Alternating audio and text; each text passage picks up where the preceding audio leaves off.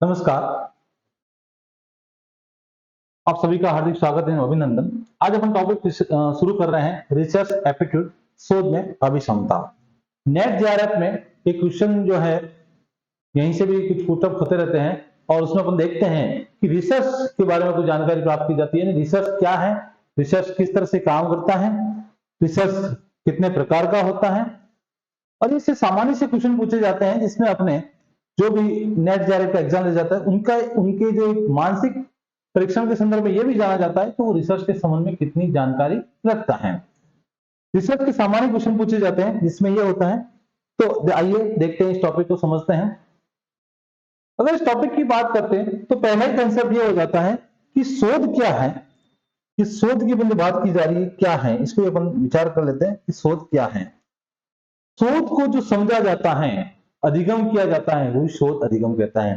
तो रिसर्च या शोध, शोध को इंग्लिश में रिसर्च कहते हैं। रिसर्च का मतलब होता है बार बार, रिसर्च, री का मतलब होता है बार बार, और सर्च का मतलब होता है खोजना। यानी कोई भी ऐसी चीज, ऐसी वस्तु, ऐसा ज्ञान जिसके बारे में बार बार खोजा जाए, चाहे वो नया ज्ञान है, चाहे पुराना ज्ञान है, चाहे किसी भी दृष्टिकोण से उसके बारे में बार बार कोई चीजें हैं वो देखी जाती है, खोजी जाती है, महसूस की जाती है, वो ही रिसर्च है। री का मतलब होता है बार बार, और सर्च का मतलब खोजना। यानी जो बार बार चीज है वो देखी जाती है, खोजी जाती है, वही है वो रिसर्च कहलाती है। इसी को अपन रिसर्च कह सकते हैं। अब इस रिसर्च में कौन भाग लेते हैं, कौन करते हैं? तो ये जो रिसर्च की बात की जाती है, ये अपने ज्ञान पिपासा को बढ़ाता है, जिज्ञासा को बढ़ाता है। जो भी व्यक्ति जिज्ञासु प्रवृत्ति का होता है, जानने के लिए उत्तरोत्तर वृद्धि करता है, बार बार हर चीज को जानना, नई नई चीजों के बारे में जानना, उसमें ज्ञान की एक भूख होती है, वो भूख जो शांत है वो करने के लिए वो रिसर्च कर सकता है, रिसर्च हो सकता है। यानी ये कह सकते हैं कि सभी प्रकार की नई चीजों के बारे में जानकारी देने का या लेने का अवसर पैदा करती हैं, मनुष्य के दिमाग में एक ऐसे नए विचारों का जन्म करती हैं कि व्यक्ति उस नए विचारों की खोज में है वो अग्रसर हो सकता है। अनेक तरह की शंकाएं, ऐसा क्यों है, ये हमेशा रिसर्च क्या, क्यों पर विचार करता है। क्या है, क्यों है और किस लिए है, ये ऐसा किस लिए है। तो ये इस तरह के जो प्रश्नों की पूर्ति बनती है अपने मानसिक में कि क्यों है, क्या है, किस लिए है, ये ऐसा ही क्यों होता है, इस तरह के जितने भी प्रश्न बनते हैं वो सारे रिसर्च के विषय होते हैं, रिसर्च के संदर्भ में जन्म लेने वाले होते हैं। ये जो रिसर्च होता है अपने अंदर अपने ज्ञान को बढ़ाता है, और ये 5 तरह की मौलिक विधियों को है वो अपने जीवन में बढ़ावा देती है, बढ़ाती है। जैसे कि अपने अंतर्ज्ञान है, ये अपनी सूझ को बढ़ाता है, अपना स्वयं का ज्ञान कैसा रहता है, तो ये अंतर्ज्ञान को बढ़ाने की बात कर देता है कि अंतर्ज्ञान कैसा रहता है। तो ये अपने को अंतर्ज्ञान की बात कर देता है, इस चीजों को बढ़ाता है।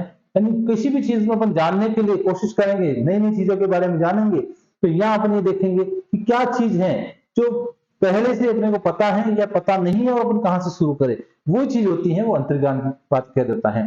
ठीक है। और दूसरी चीज इसी के साथ में जुड़ी होती है, वो होता है अधिकार। यानी किसी भी चीज को जानेंगे तो वो अपने अधिकार से जानते हैं, न कि किसी व्यक्ति विशेष ने कहा और वही बात। कोई ऐसा व्यक्ति जैसे किसी फिलोसोफर ने या किसी व्यक्ति ने एक साइंस के बड़े वैज्ञानिक ने कोई बात कह दी और उसको अपन स्वीकार करें, अच्छी बात नहीं करे, तो आप अपने अधिकार पूर्वक उन बातों को जांचे, समझे, महसूस करें, उसके बारे में रिसर्च करें, और जब आपको उसकी वास्तविकता का पता चल जाए तो आप अधिकार पूर्वक कह सकते हैं कि मैंने ऐसा किया है इसलिए ऐसा हो रहा है, ये मैंने महसूस किया है। ये अपने आप को अधिकार की बात कर रहा है, समर्थन दे सकते हैं कि मैंने ऐसा किया है, मैं इसके प्रति समर्पित हूं या समर्थित हूं, क्योंकि मैंने ऐसा होते हुए देखा है, करके देखा है, ऐसा होता है। और जब व्यक्ति सभी चीजों के बारे में जानकारी रखता है, तथ्यों के बारे में जानकारी रखता है, तथ्यात्मक जानकारी रखता है, तो कहीं ना कहीं वो तर्कशील हो सकता है, तर्क करने लग जाता है, तो ये तर्कशीलता की ओर ले जाती है। ये रिसर्च की विशेषताओं के बारे में बात कर रहे हैं अपन कि अंतर्ज्ञान, अधिकार, रिसर्च, ये जो है वो मौलिकता के संदर्भ में बात की जाती है कि मौलिकता को बढ़ावा देती है अपनी बातों की चीजें, ये मौलिक। अब जब इतनी बात हो जाती है तो अपन उसके सामने आत्मसात करते हैं, कोई भी रिसर्च किया जाता है तो ऐसा रिसर्च जिस व्यक्ति स्वयं उसके अनुभव के द्वारा उस फील्ड में उतर के स्वयं करता है, तो स्वयं जब करता है तो उसको सही और गलत का आभास हो जाता है, और जब सही और गलत हो जाती है, अपने अनुभव से कोई चीज जुड़ जाती है, अपने रिजल्ट से कोई चीज जुड़ जाती है, तो वो सारी चीज कहलाती है प्रत्यक्षीकरण। तो ये मौलिकता में अपन कह सकते हैं, ये प्रत्यक्षीकरण भी शामिल हो जाता है कि वो प्रत्यक्ष का सामना कर देता है। प्रत्यक्ष का सामना या प्रत्यक्ष कह सकते हैं कि प्रत्यक्षता, ये प्रत्यक्षता है वो एक मौलिकता के संदर्भ में बात होती है, प्रत्यक्षता भी होती रहती है। और अगर ये सारी चीजें करने लग जाता है तो वो जो विधि होती है, वो जो तरीका होती है, वो कहलाती है आपकी वैज्ञानिक पद्धति, वैज्ञानिक विधि, वैज्ञानिक विधि। तो ये जो बात की जा रही है यहाँ पर कि रिसर्च का मतलब होता है किसी भी चीज, चाहे वो नया ज्ञान हो, चाहे पुराना ज्ञान हो, चाहे पहले से मौजूद हो, पहले किसी ऋषि मुनि महात्मा व्यक्ति विशेष ने या किसी वैज्ञानिक ने या किसी एक टीचर्स ने कोई बात कर रखी है और उसी ज्ञान को अपन बार बार खोजते हैं, बार बार देखते हैं, बार बार अनुभव करते हैं, उसी चीजों को बार बार अपन करते हैं, तो वही कहलाता है अपना रिसर्च। और उसको बार बार खोजना, नया ज्ञान प्राप्त करना रिसर्च के संदर्भ में माना जाता है। ये हमेशा ऐसा क्यों है, ऐसा क्यों हुआ, ऐसा क्या है, ताकि ऐसा हुआ और ऐसा किस लिए हुआ, क्यों, क्या और किस लिए के जो प्रश्न होते हैं वो बार बार अपने को रिसर्च की ओर इंगित करते हैं। तो बार बार आप इसको खोजिए और नई चीजें, और कोई व्यक्ति खोजने के लिए भूखा है, प्यासा है, तो उसको हम कह सकते हैं जिज्ञासु, वो जानने के लिए तैयार है। और उसके लिए 5 मौलिकता की बात की जो मैंने आपको बता रखा है कि ये सारी चीजें रहती हैं कि वो उसका अंतर्ज्ञान है वो होना चाहिए, अधिकार या जो भी ज्ञान करेगा उस पर अपना खुद का समर्थन होना चाहिए, खुद उसमें समर्थित होना चाहिए। और सभी जो जब समर्थित हो जाता है तो उसमें तर्कशीलता का विकास हो जाता है, वो तर्कशील हो जाता है और आत्मसात करता है, आमने सामने कुछ चीज देखता है, प्रत्यक्ष रूप से देखता है, तो प्रत्यक्षता की बात करता है। और अगर ये सारी चीजें हो जाती है तो कहीं ना कहीं उसको वैज्ञानिक ज्ञान का है वो आभास हो जाता है, तो वैज्ञानिक संदर्भ में रहते हैं। आइए बात करते हैं कि रिसर्च क्या होता है, रिसर्च की फुल फॉर्म क्या होती है। तो इसी के बारे में हम बात करते हैं, रिसर्च बार बार खोजना, इसकी फुल फॉर्म क्या होती है। तो इसकी फुल फॉर्म हम देखते हैं अलग अलग शब्दों में। री का मतलब होता है रिलेशन थिंकिंग, यानी एक रिलेशन, ऐसा क्यों हुआ, जैसे कोई भी चीज है, जैसे न्यूटन ने जब अपने गार्डन में वो बैठा था, सो रहा था, और उसके समय कहते हैं कि सेब वो नीचे गिर गई, तो उसके दिमाग में प्रश्न ये खोजा कि यह सेब नीचे क्यों गिरा। जो क्यों का प्रश्न था वो ही इसके रिलेशन को बात कर रहा था कि नीचे क्यों गिरा, ऊपर क्यों नहीं गया। रिलेशन थिंकिंग, तार्किक सोच, उसमें एक तर्क आ गया कि ऐसा क्या कारण है जो नीचे की ओर आए, वो ऊपर भी तो जा सकता था, वो कुछ दूरी पर भी जाके गिर सकता था, वो कुछ पीछे भी तो गिर सकता था, वो इधर उधर भी तो गिर सकता था।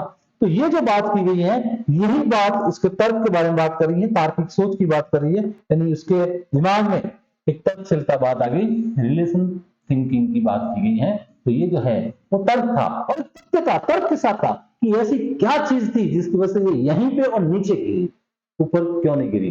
तो ये जो शो कर रहा है आप, ये रिलेशन थिंकिंग को शो कर रहा है। आर ई कहता है कि expert and throw treatment, expert and throw out treatment, यानी कोई भी चीज होती है वो एक्सपर्ट के तौर पर दे सकते हैं, उसके विशेषज्ञ का ज्ञान हो जाता है, ये विशेषज्ञता को बनाता है और उस पर गहन विचार करता है।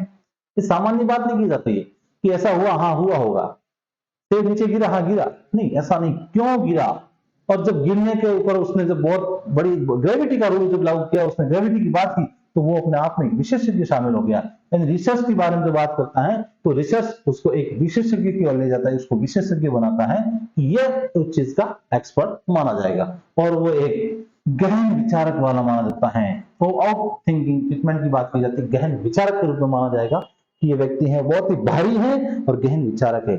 जैसे विश्वविद्यालय के प्रोफेसर साहब को ले लीजिए, वो बहुत ही विशेषज्ञ होते हैं, हर विषय के रूप में उनकी अलग पहचान होती है, अलग अनुभव होता है, और उसी अनुभव के साथ में उनको विचारित किया जाता है। उनका जो विचार होता है वो बहुत ही नपा तुला होता है, तो समझने वाला होता है, उनके विचार एक अलग तरह के होते हैं। तो ई की यह डेफिनेशन है। नेक्स्ट हम बात करते हैं एस की। एस का मतलब होता है सर्च एंड सॉल्यूशन, बार बार उस चीजों को खोजना खोजना खोजना और उस समस्या का समाधान करना। एस की डेफिनेशन कहता है कि सर्च करना, उसको जैसे अपन गूगल पे कोई चीज सर्च करते हैं तो वही चीज है कि सर्च करना, लेकिन सर्च करना है, साथ में उसकी समाधान भी निकालना है, सॉल्यूशन भी निकालना है। तो सर्च एंड सॉल्यूशन, खोज और समाधान है, वो एस को इंडिकेट करता है कि कोई भी चीज को खोजना है और उसकी समस्या का समाधान भी करना है, तो समाधान कीजिए, एस की बात कर रहा है। नेक्स्ट ई, एक्सप्रेस यानी सटीकता। कोई भी चीज अपन कितने उसके प्रति एक्सेप्ट है, एग्जैक्ट कितने हैं, जैसे कि मैंने एग्जैक्टली ये कहा है कि ऐसा ही होता है, ऐसा ही होगा, मैंने इस पानी में ये एक चीज मिलाई, पदार्थ मिलाई, इसका मतलब इसका प्रभाव यही होगा। तो ये जो सटीकता की बात करते हैं, एक्सट्रैक्टनेस की बात की जाती है, सटीकता की बात की जाती है, वो ही अपने को रिसर्च की बात और होता है। यानी जो अनुभव वाला है, रिसर्च वाला है, उसने अपने तथ्यों या ज्ञान के आधार पर, प्रयोग के आधार पर कोई निष्कर्ष निकाला है, तो उसमें कहीं की बात में सटीकता होगी, बिना सटीकता की बात नहीं की जा सकती। तो यहाँ सटीकता की बात की गई है, सटीकता उसके साथ में रहेगी। ठीक है, तो ये भी एक रिसर्च का हिस्सा है। जैसे नेक्स्ट हम बात करते हैं ये कहता है एनालाइज। रिसर्च करने वाला व्यक्ति केवल और केवल आंकड़ों को लेकर इकट्ठा नहीं करता है, उन आंकड़ों का विस्तृत रूप करता है, एनालाइज करता है, विश्लेषण करता है, उन डाटा को फिल्टर करता है, और फिर फिल्टर करने के बाद उसके सामने एक नई चीज आ जाती है, उसी चीजों को एनालाइज के नाम से जाना जाता है, उसका एक परिणाम है, वो लगभग तैयार हो जाता है, परिणाम की ओर उन्मुख हो जाता है, तो वो चीज होती है एनालिसिस। तो ये रिसर्च की डेफिनेशन में ये भी माना जाता है एनालिटिकल यानी विश्लेषण। नेक्स्ट आर की बात करते हैं, रिलेशनशिप ऑफ फैक्ट। जो उसने डेटा इकट्ठे किया, उसका एनालाइज किया है, और जो डेटा उसने इंटरप्रेट करके जो रिजल्ट निकाला है, उस तथ्यों का उसके साथ संबंध है, कोरिलेशन है, कहीं ना कहीं आप उसमें इंटरेक्ट है। ऐसा नहीं है कि उस व्यक्ति ने ऐसा इसलिए कहा, उस व्यक्ति ने ऐसा इसलिए कहा, नहीं, यह रिसर्च की बात की जा रही है। तो जो भी बात कोई भी व्यक्ति कैसी भी बात किसी रूप में कहेगा, उस कहने के पीछे कोई भी कारण है, और कारण है तो कोई बात है, कोई तथ्य है, कोई कथन है।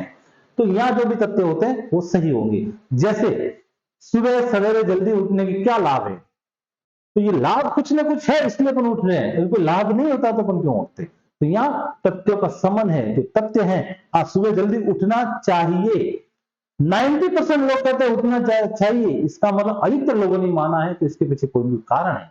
वो कारण हो सकता है मॉर्निंग वॉक का, हो सकता है रोजगार की ओर जाने का, हो सकता है स्कूली विद्यार्थी जो है वो स्कूल जाने का, हो सकता है कोई भी काम हो सकता है, लेकिन तथ्यों का किसी न किसी से कोई न कोई संबंध होता है। बिना रिलेशन कोई बात यहाँ पर नहीं की जा सकती, संबंध तो यहाँ पर है कि कोई चीज ऐसा कर रहे हैं तो ऐसा क्यों।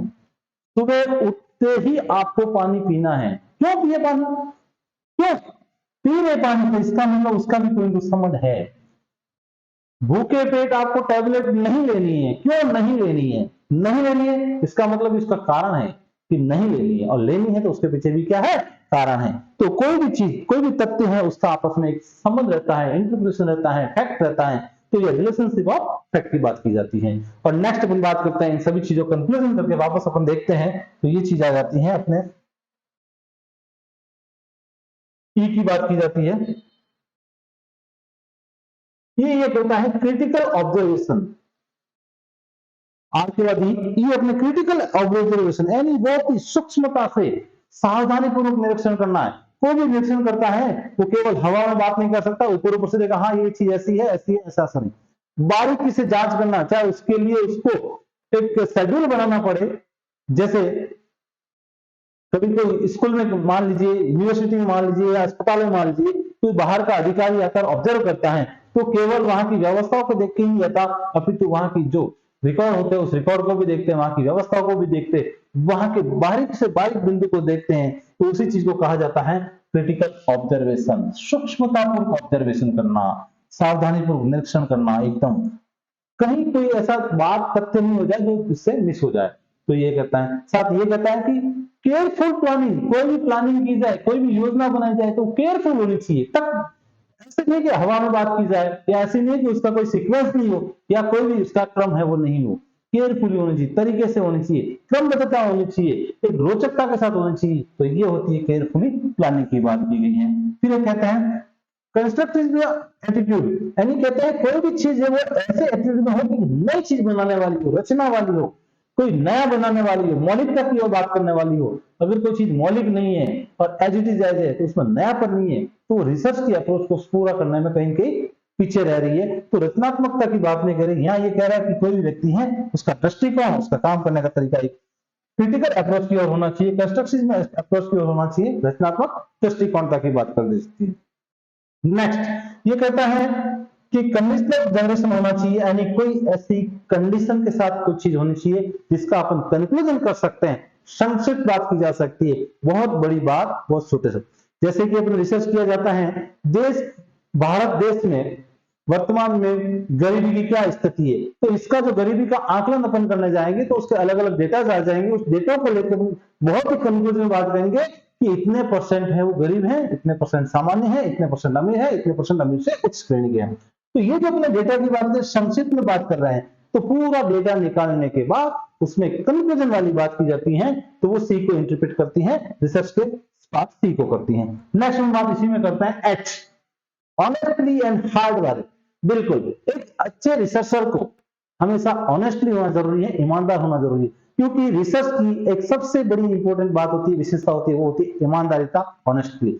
अगर कोई रिसर्चर ऑनेस्ट नहीं है, ईमानदार नहीं है, तो उसके रिसर्च में मौलिकता नहीं आ सकती। वो रिसर्च बना बनाया रिसर्च हो सकता है, या एक तरह से कह सकते हैं कि जो वो उसमें रिजल्ट आना चाहिए वो नहीं आ सकता, वो रिजल्ट से काफी दूर हो सकता है। और साथ ही हार्डवर्क बहुत जरूरी है, बिना हार्डवर्क किसी भी चीज को सफलता के रूप में नहीं देखा जा सकता है, सफलता के करीब नहीं पहुंचा जा सकता है। तो यहाँ पर एच है वो ऑनेस्टली और हार्डवर्क को है वो रिप्रेजेंटेटिव कर रहा है। ठीक इस तरह से अपन देखते हैं पूरा कंक्लूजन के रूप में कि रिसर्च क्या कहता है। तो रिसर्च की डेफिनेशन में RESEARCH, research, R relation thinking, E expert and thorough treatment, S research and solution, E extension, A analyze, R relationship of fact, C critical observation, H honest and hard work।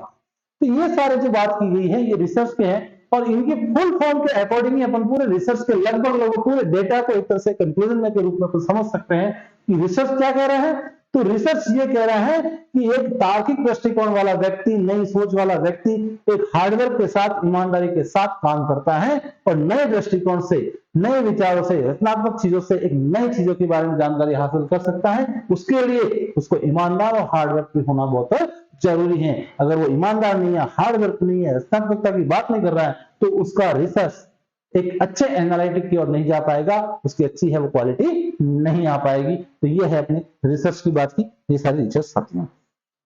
अब research में दो तरह की मानी जाती है, एक तो होती है सूक्ष्म और होती है बड़ी रिसर्च, जिसको अपन कह सकते हैं माइक्रो एंड मैक्रो लेवल। ठीक है, एक रिसर्च होती है वो आपकी मैक्रो लेवल होती है, और एक होती है माइक्रो। ये रिसर्च की बात होते हैं दो, यानी ऐसी रिसर्च जो बहुत ही बड़े स्तर पर होती है, बृहद स्तर पर होती है, जैसे किसी देश के आंकड़ों के बारे में बात की जा रही है, देश की एक नई समस्या के बारे में बात की जा रही है, उसके बारे में भी जाना जाता है, तो वो रिसर्च कहलाती है आपकी बहुत ही बृहद स्तरीय, यानी macro research, MACR macro research कहलाती है। और अगर कोई एक स्थानीय स्तर की रिसर्च है, छोटी सी रिसर्च है, जिसको अपन केस स्टडी के फॉर्म में भी समझ सकते हैं, ऐसी भी कोई छोटी रिसर्च होती है, तो वो होती है मैक्रो रिसर्च। ये दो रिसर्च की क्वालिटी को लेकर इंटरप्रेट किया जाता है, और ये सारी चीजें की जाती हैं। अब अगर अपन देखते हैं कि शोध में क्या चीज होती है, तो शोध में एक होना चाहिए, मूल रूप से बात होती है, वो होती है सृजनात्मकता, रोचकता होनी चाहिए। सृजनात्मकता अगर नहीं है अपने बीच में, या सृजनात्मकता की बात नहीं की जा सकती है, तो कोई चीज है वो नई और नहीं हो सकती है, शायद कहीं कहीं वो अपने पुराने रिलेशन को इंडिकेट कर देती है। यानी एक रचनात्मकता या सृजनात्मकता का होना बहुत ही जरूरी है। ये एक रिसर्च की मौलिकता के अपन कह सकते हैं। इसको अगर अपन कहें तो 6 थिंकिंग हेड्स भी कह सकते हैं। अगर ये बात करें तो ये 6 थिंकिंग हेड्स, ये 6 थिंकिंग हेड्स के बारे में बात की जाती है, जिसमें एक बात आती है आपकी रचनात्मक या सृजनात्मकता। दूसरी इसी के संदर्भ में अपन बात की जाती है, वो आती है कि एक व्यक्ति का इमोशन की भी इसके साथ जुड़ा होना चाहिए। अगर वो इमोशन नहीं है, भावात्मक रूप से वो तैयार नहीं है, तो रिसर्च में एक अच्छी बात नहीं कह सकती, क्वालिटी नहीं दे सकती। वो भावात्मक होना चाहिए।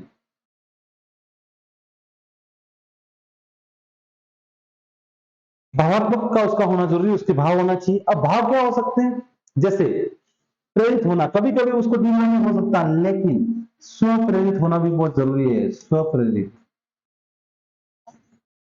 सेल्फ मोटिवेशन जरूरी है, अपने आप को मोटिवेट बनाए रखना पड़ता है उसके लिए। उसकी एक इंसाइट चीज इनसाइड थ्योरी है वो भी डेवलप होनी चाहिए कि मुझे ऐसा काम करना है, करूंगा और करते रहूंगा और करके पूरा करूंगा। और फिर ये जो इनसाइड चीज होती है, अपनी जो अंतर्दृष्टि होती है, वो आपको महसूस करती है कि आप जो काम कर रहे हो उसमें आपको कितना आनंद आ रहा है, कितनी अनुभूति होती है। उन सभी चीजों से अपना जो भावात्मक संबंध है वो काफी अच्छा बना जा सकता है।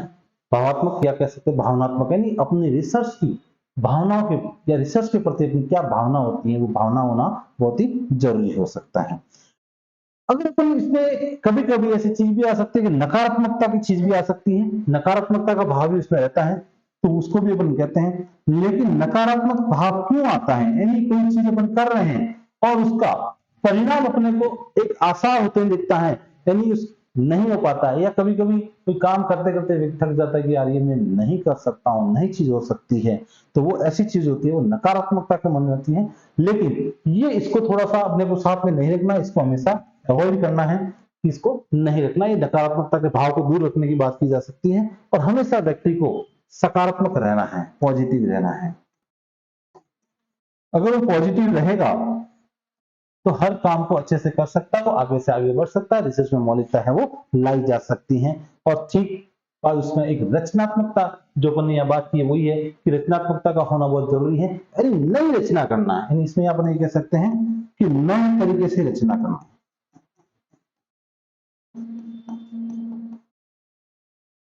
नए तरीके से रचना करना, वो सारी चीजें होनी चाहिए। और फिर आपके इन सारी चीजों में अपने को कहीं धैर्य रखना पड़ेगा, कहीं खुद को बैलेंसिंग करना पड़ेगा, नियंत्रित रखना पड़ेगा, और कभी कभी अपने को जो विचार आते हैं उस विचारों के साथ में तालतल में बैठाना पड़ेगा।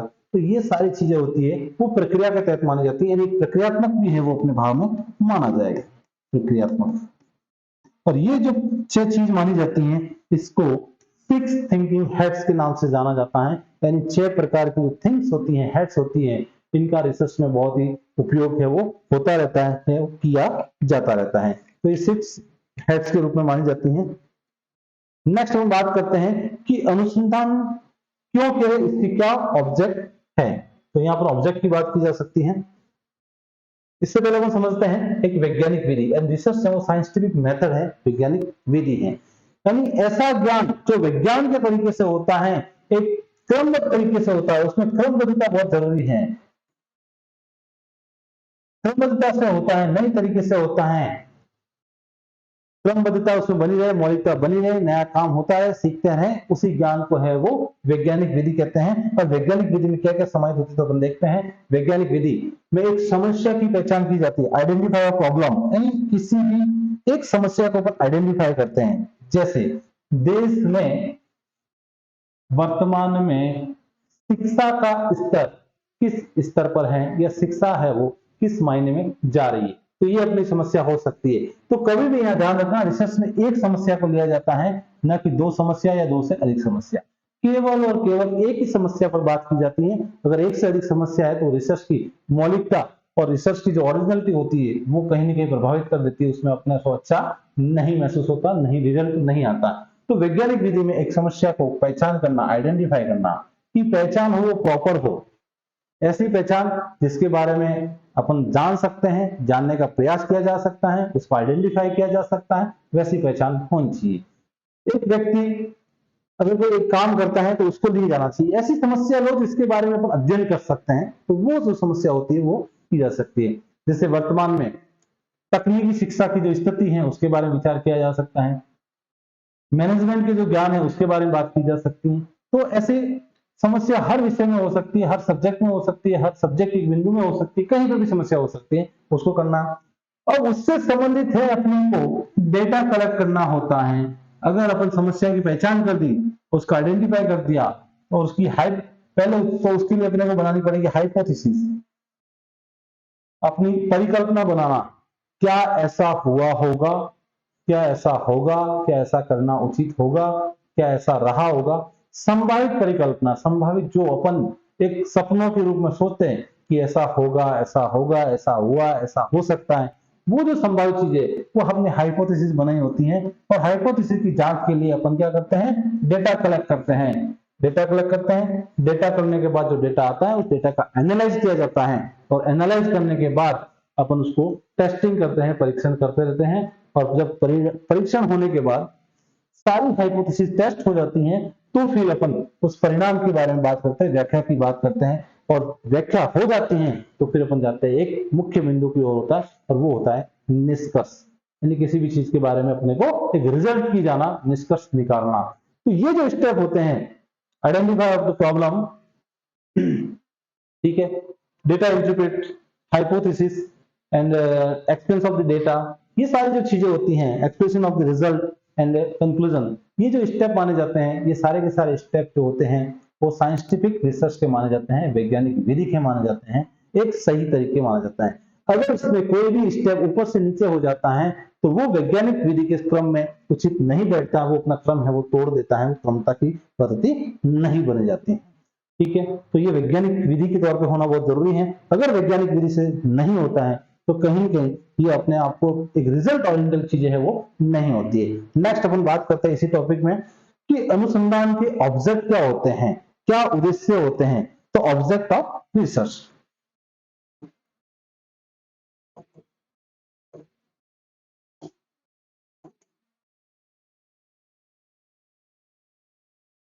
उद्देश्य यानी रिसर्च क्यों करें, करने के पीछे क्या कारण होते हैं, तो उसी चीजों को अपन समझते हैं, वही है ना उद्देश्य। ठीक है, तो उद्देश्य अलग अलग, रिसर्च के अलग अलग हो सकते हैं, लेकिन अपन शिक्षा की बात करते हैं, और शिक्षा में जो ऑब्जेक्ट डिसाइड किए जाते हैं रिसर्च के, तो वो अलग इस तरह से है कि किसी भी रिसर्च के एक या एक से अधिक उद्देश्य हो सकते हैं। किसी सामान्यतः अपन एक उद्देश्य की बात करते हैं, लेकिन कभी कभी ऐसी स्थिति बनती है तो हो सकते हैं। तो क्या उद्देश्य हो सकते हैं, संभावित उद्देश्य की अपन बात करते हैं, तो संभावित उद्देश्य है कि या तो कोई नई चीज जानने की कोशिश करते हैं, या अपने सूझ अंतर्दृष्टि जो होती है उसके ज्ञान को विकसित करते हैं, या फिर अपन नई घटना से परिचित होना चाहना। तो ये अपने ऑब्जेक्ट हो सकते हैं, यानी नए ज्ञान की ओर आकर्षित होना,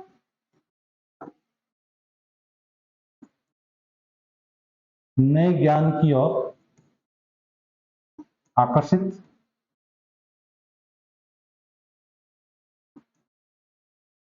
या फिर घटना से परिचित होना,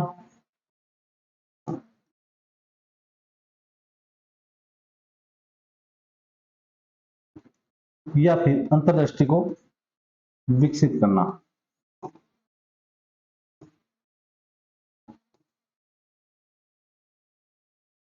अंतर्दृष्टि को विकसित करना, ये कोई भी ऑब्जेक्ट अपना हो सकता है कि हमारा ये ऑब्जेक्ट हो सकता है। जैसे अपन बात करते हैं भगवान महावीर की, बुद्ध की, तो ये जो था उनका जो भी रिसर्च रहा हुआ है, उनको जो ज्ञान की प्राप्ति हुई है, वो ज्ञान की प्राप्ति अंतर्दृष्टि को लेकर हुई कि उनके आत्मज्ञान का, उनको ज्ञान की जो प्राप्ति हुई वो आत्मज्ञान की प्राप्ति हुई थी। तो वो जो नई अंतर्दृष्टि के बारे में बात की, वो भी एक तरह का उनका रिसर्च था उस टाइम के। हालांकि ऐसा उसको अपन रिसर्च की डेफिनेशन में तो नहीं ला सकते, लेकिन समझ सकते हैं कि ऐसा है। दूसरा, इसी में अपन कहते हैं कि नए ज्ञान के बारे में जानने के साथ साथ कोई ऐसी चीज होती है जो अपने प्रेजेंट में चल रहा है उसका संश्लेषण करना या फिर समीक्षा करना, यानी वर्तमान ज्ञान का संश्लेषण करना या समीक्षा करना, वर्तमान ज्ञान की समीक्षा करना। यानी प्रेजेंट में जो भी पुस्तकीय ज्ञान है, व्यवहारिक ज्ञान है, वो किस मायने में है, वो ज्ञान कितना सही है, वो अपने उद्देश्यों को पूरा कर रहा है, वो विद्यार्थी ज्ञान की जो भूख है उसको पूरा कर रहा है, वो भी हो सकता है। नेक्स्ट इसी के हम देखते हैं कि वर्तमान परिस्थितियों की जांच करना, यानी जो परिस्थितियां हैं वो किस संदर्भ में जा रही है, तो परिस्थितियों की जांच करना, उसके लिए भी रिसर्च की जा सकती है। ये भी उसका एक ऑब्जेक्ट हो सकता है, उद्देश्य हो सकता है कि वर्तमान की परिस्थितियां किस तरह से हैं, या जी शिक्षा के क्षेत्र में बहुत सारी समस्या है, उन समस्याओं का समाधान कैसे किया जा सकता है, तो समस्या समाधान के लिए भी किया जा सकता है।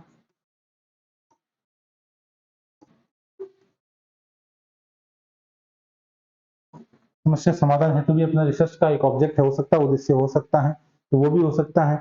या फिर एक नई चीज के बारे में बात करना, एक नई सोच के बारे में बात करना, नई प्रणाली का जन्म देना, एक नई प्रणाली का सर्जन करना।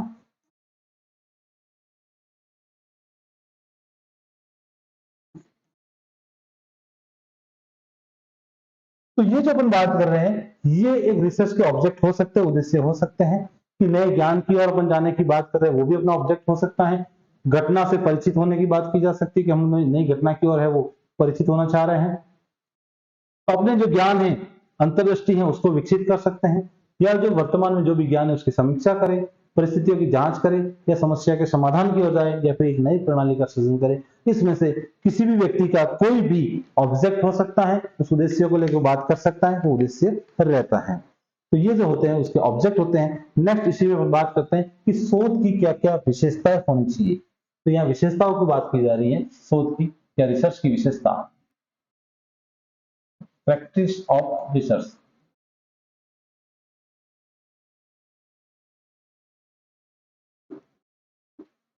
शोध की विशेषताएं, तो शोध की क्या क्या विशेषता हो सकती है?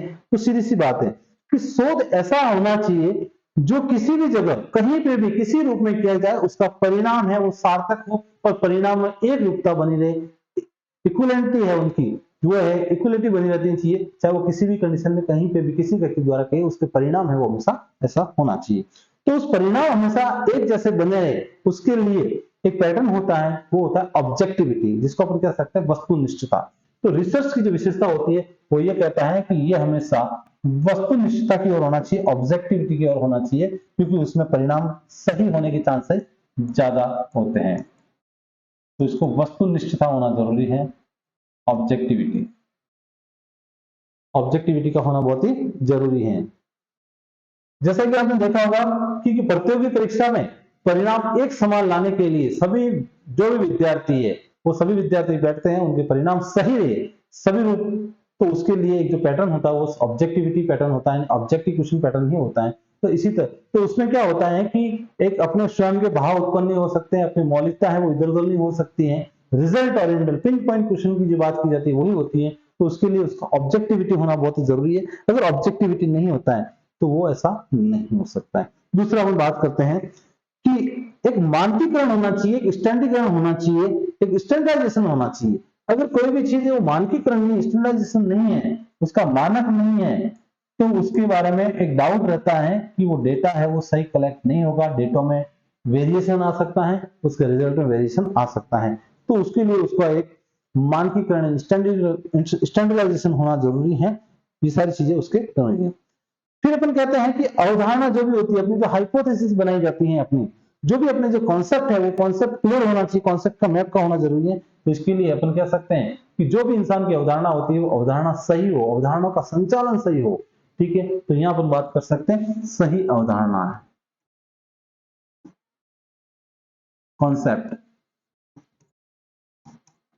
अगर अवधारणा सही होगी तो अपन रिसर्च की बात सही कर सकते हैं, अन्यथा दिक्कत आ जाएगी। और रिसर्च करते समय कहीं बहुत सारी जो मिथ्या बातें की जाती है, भ्रामक बातें की जाती है, पूर्वाग्रह से जुड़ी बातें, ठीक है, तो उसके लिए क्या देते हैं कि अपने जो बाइस हैं उसको अवॉइड करना है, ऐसे बाइस को पास में नहीं रखना, पूर्वाग्रह से बचना है। तो पूर्वाग्रह से बचने के रहना है, पूर्वाग्रह से बचना। अगर पूर्वाग्रह रहेंगे तो रिसर्च को कहीं के प्रभावित करेंगे। बहुत सी ऐसी धारणा है कि यह ऐसा ही होता है।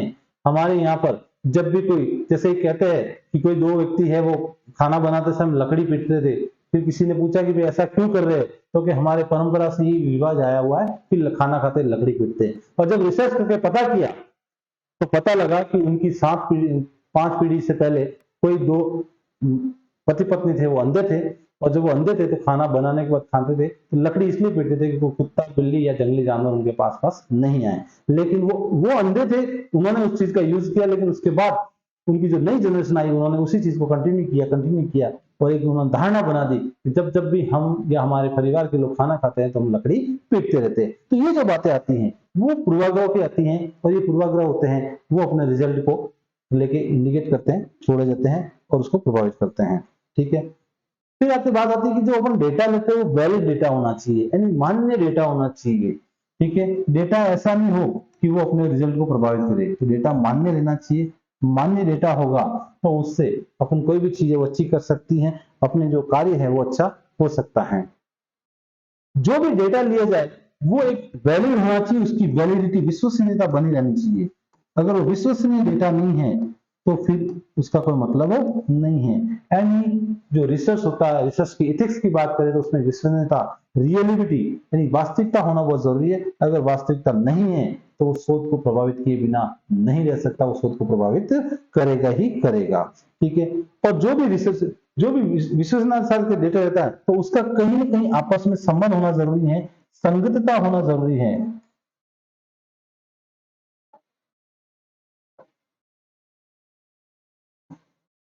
संगतता का होना जरूरी है, यानी किसी भी दो चीजों के बीच में कोई भी संबंध होना चाहिए, दोनों समांतर रूप से चलनी चाहिए, उसी चीज को अपन कह सकते हैं संगतता।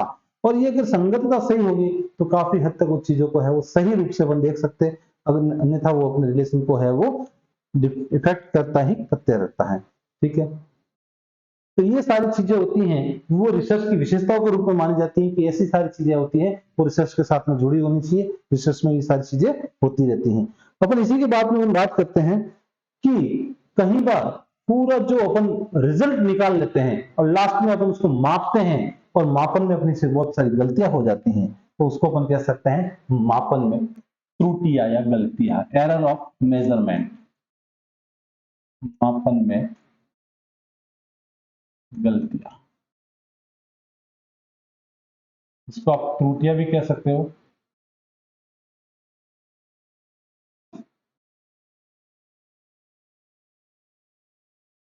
गलतियां या त्रुटियां, यानी अपन कोई भी रिसर्च का जो रिजल्ट निकालते हैं उसको मापते हैं तो उसमें गलतियां होती है। तो सबसे पहली जो गलती होती है वो होती है अपनी विधि की गलती होती है कि अगर अपन डेटा ले रहे हैं और डेटा कलेक्ट करने में जो विधि सेलेक्ट की, विधि का चयन, वो इंपॉर्टेंट है कि डेटा कैसा है और कौन सी विधि है वो अपने चयन की हुई है। अगर मान लीजिए आपने एक रैंडम मेथड लिया, आपने रैंडम, तो उसकी वजह से आपको जरूरत तो थी सामान्य डेटा की लेकिन आपने रैंडम ले लिया, या आपको रैंडम की जरूरत थी और आपने सामान्य ले लिया, तो वो जो रिजल्ट आएगा वो आपको इफेक्टिव करना होता है। तो वो विधि का चयन कह सकते हैं, इसको एक रैंडम एरर भी कहा सकता है, जो सामान्यता हो सकता है, वो मापने को प्रभावित कर सकता है। कभी कभी ऐसे कारण भी होते हैं, वो कारण भी रिजल्ट को बहुत ज्यादा है वो उत्पन्न मतलब इफेक्टिव कर देता है, तो वो भी सारी चीजें इसमें शामिल मान जाती है। ठीक है।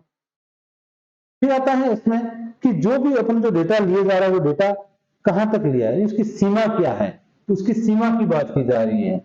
अगर सीमा है और सीमा से बाहर डेटा लिया गया तो रिजल्ट को इफेक्टिव करेगा, सीमा के अंदर अंदर भीतर भीतर जो रिजल्ट डेटा लिया जाएगा तो वो काफी अच्छी चीज रहेगा। कई बार कोई चीज होती है वो आंतरिक रूप से तो वैध होती है लेकिन बाह्य रूप से वैध नहीं होती है, तो आंतरिक वैधता भी इसको प्रभावित कर देती है। जैसे कोई धर्म की मान्यता हो गई, रीति रिवाजों की बात होगी, वो चीजें होगी, कोई बहुत सारी बातें होती है वो बाह्य रूप से भी प्रभावित कर देती हैं, जिसको अपन कह सकते हैं बाह्य वैधता। यानी कोई चीज अंदर वैलिड है, कोई बाहर वैलिड है। तो ये जो रिलीजियंस के, सोशल्स के जो टॉपिक होते हैं, सोशल्स की जहां बात की जाती है वहां इसमें वेरिएशन आ जाता है कि अपन किस चीजों को लेकर बात की जाती है उसको लेकर रह सकता है। एक अपना जो डेटा है वो एक कॉन्सेप्ट बेस पर नहीं होता तब भी कोई दिक्कत आ सकती है, तो इन सब चीजों से अपने दिक्कत आ सकती है। एक अपना रिजल्ट है वो एक विश्वसनीय नहीं होता तो भी बात सारी चीजें इसमें आ सकती हैं। तो ये अपन जो बात कर रहे हैं कि गलतियां इसमें रहने के चांसेस बन सकते हैं, इसकी वजह से गलतियां होती रहती हैं, गलतियां होने के चांसेस है। तो एक अच्छे रिसर्चर को इन सभी चीजों का ध्यान रखना है कि गलतियां नहीं हो, जो इसके रिसर्च के जो फॉलो होते स्टेप होते हैं उन सभी स्टेप को अपने से देखें और उसको बात करें। यहाँ सीधी सी बात यही है कि कोई भी रिसर्चर हो, कोई भी व्यक्ति हो, अगर वो वैज्ञानिक विधि के द्वारा चलता है, वैज्ञानिक विधि का पालन करता है, तो उसमें गलती होने के चांसेस न के बराबर हो गए और वो एक अच्छा रिसर्चर हो सकता है, एक अच्छा स्कॉलर हो सकता है और अपना नाम वो काफी अच्छा कर सकता है। तो ये सारी चीजें होती है रिसर्च के बारे में पूछी जाती हैं, तो मैंने सामान्य रूप से इसको बताया है। नेक्स्ट अपन इस टॉपिक से मिलते हैं और वो रहेगा अपना शोध के प्रकार, यानी रिसर्च है वो कितने प्रकार की होती है और इसमें किस तरह से अपन रिसर्च को कर सकते हैं। तो इसी बात को लेके आज का टॉपिक मेरा यहीं पे। धन्यवाद, मिलते हैं नए टॉपिक के साथ।